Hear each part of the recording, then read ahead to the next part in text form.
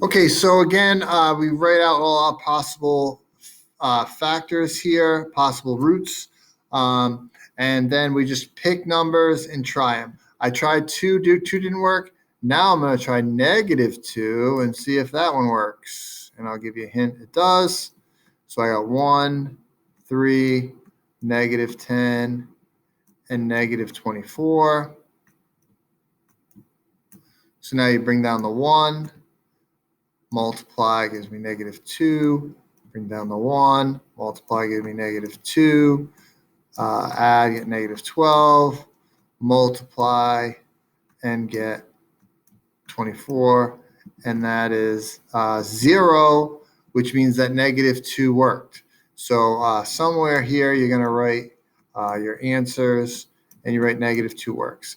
Now, there's going to be more than one answer, okay? So now the next thing you would do is try another number. Now, I recommend trying that same number again. Now, you don't have to use these top numbers. Now you just use these answer numbers, 1, -1, 1, and -12.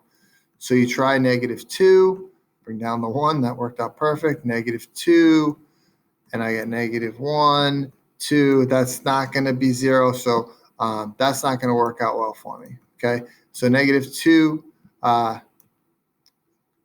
it is one answer, but sometimes it can be twice. Okay, it's called multiplicity.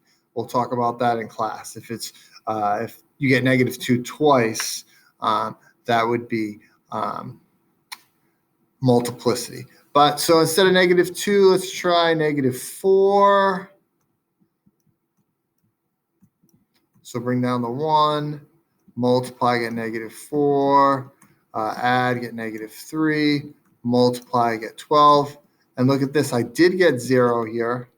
So that means I know that -4 is a possible root, well, is a root. And now right here, you could do it again and guess, but really this is just x minus 3 equals 0. So that's just x equals 3.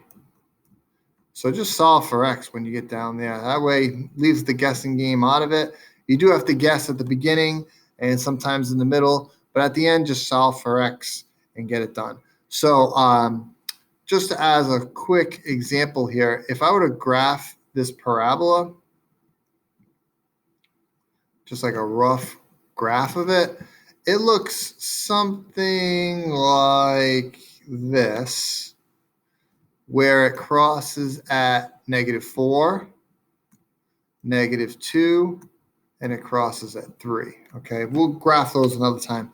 But this was called rational root theorem, which is a way to find the roots. So again, just to go through the steps, if I could delete all these here. The first thing was to write out all my possible roots. Okay, and to do that, what we did was we divided all the factors of this by all the factors of that. Luckily, this was 1, so we just had to put a 1 here, and we divided all these numbers and got all our possible roots, okay? The reason why we didn't pick 7 is because it's not in the list. We didn't try 5 because it's not in the list. So this narrows down my list, and then I randomly picked -2, did synthetic division, and I got 0 as a remainder, which means that -2 was an answer, and then you just keep going, okay? So this is going to take a little while. If you miss class, I recommend watching this video a couple of times. Try to get it.